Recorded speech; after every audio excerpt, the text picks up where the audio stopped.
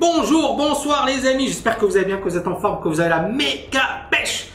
Dans cette vidéo, je voulais répondre à la question de TW. Bon, il me dit « Salut Tammy, je me permets de te tutoyer, mais n'y vois aucun manque de respect. J'étudie en business school, donc école de commerce. Il me reste une année avant de décrocher un diplôme. Je traite depuis quelques mois, début difficile, pas formé. Je commence à peine à être rentable, mais j'ai comme objectif de me verser un salaire honnête chaque mois. Ma vraie question, c'est faut-il que j'étudie mes études ou que je me lance à plein temps dans ma passion, le trading? Difficile de gérer école et liberté financière en même temps. À vrai dire, je trade en étant en cours. J'en rêve la nuit, je suis devenu accro, mais c'est une bonne addiction. J'ai perdu 51% de mon capital parce que j'ai mal géré, mauvaise gestion. J'ai fait une pause de 2 mois pour comprendre les différentes influences pour tel ou tel marché, savoir où s'informer. Je considère cela comme une bonne addiction car je sais enfin m'arrêter. Et moi, ma réponse à TW, c'était concentre-toi sur ton école, arrête de faire des conneries, tu auras le temps pour ta liberté financière.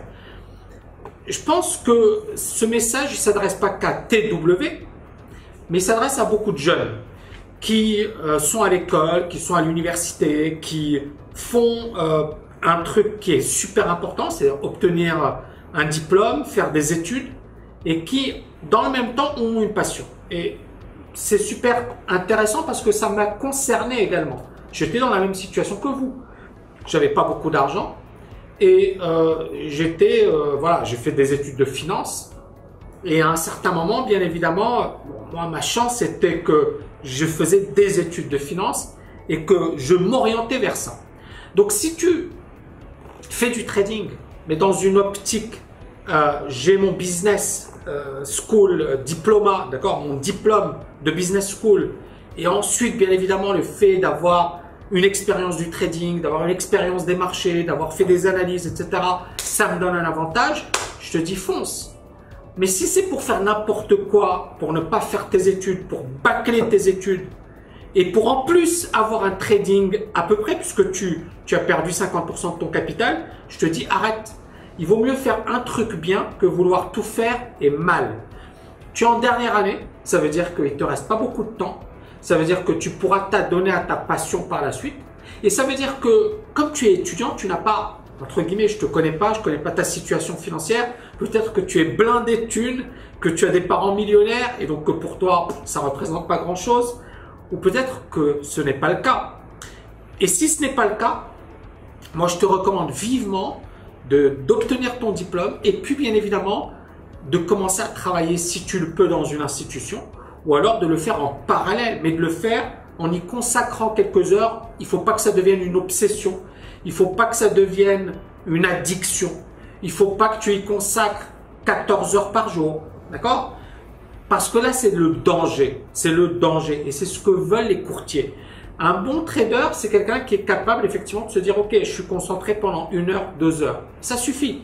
C'est pour ça que moi, je m'intéresse au marché américain. Parce que sur le marché américain, tu as le gros des mouvements qui se fait durant la première heure.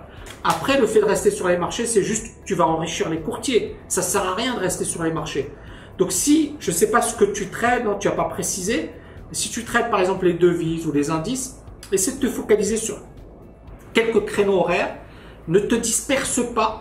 Et puis ensuite, tu passes à autre chose. D'accord? Ne pas trader, c'est trader. Ne pas être obsédé par les marchés, c'est également une qualité.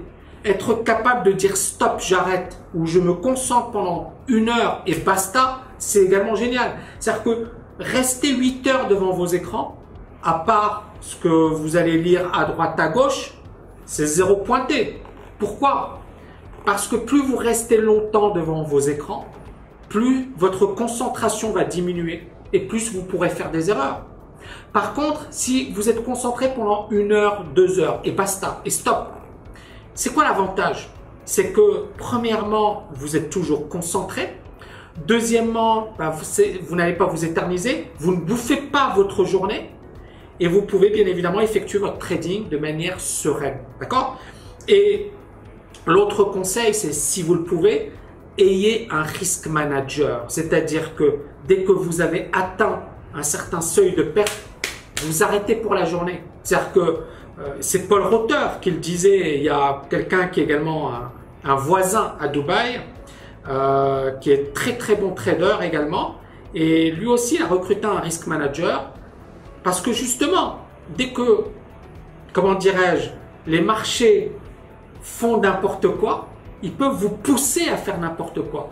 Donc le fait de contrôler votre risque, de gérer les créneaux durant lesquels vous allez trader, de ne pas être obsédé par les marchés, mais de le faire comme un pro, comme un vrai pro, de comprendre que le fait de rester 8 heures devant les marchés, ça ne va pas vous enrichir, ça va enrichir votre courtier et ça va vous ruiner super vite.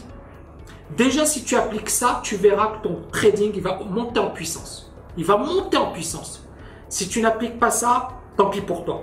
Et puis encore une fois, la réussite, que ce soit dans le domaine du trading, dans le domaine du business, dans le domaine des études, c'est un marathon, pas un sprint. Tu n'as pas obtenu ton master en business school en 6 mois. Tu ne deviendras jamais expert comptable en 1 mois. Tu ne deviendras jamais un chirurgien en 2 semaines. D'accord? Et donc, pourquoi en serait-il autrement en trading? Et moi, encore une fois, je le vois. Je vois des gens, voilà, ils arrivent de nulle part et puis ils deviennent coach. Et moi, je suis dubitatif. Pourquoi? Parce que moi, avant de lancer mon école, j'en ai mis du temps. Et puis, derrière, il y a quand même une grosse expérience, il y a du vécu, etc. Et j'ai bouffé du trading. Et donc, je pense qu'à un certain moment, les gens qui veulent aller trop vite, ils vont se brûler les ailes. Et vous savez ce qui leur arrive? Ils abandonnent. Ils sont éliminés du marché. Donc, le lièvre et la tortue, la fable encore une fois de La Fontaine. C'est-à-dire, il faut être capable de se ménager et bien évidemment d'y aller step by step et de ne pas brûler les étapes. Voilà TW, j'espère que tu as aimé, j'espère que vous avez aimé cette vidéo. N'oubliez pas de la liker, de la partager. Je vous dis à bientôt. Ciao, ciao, ciao!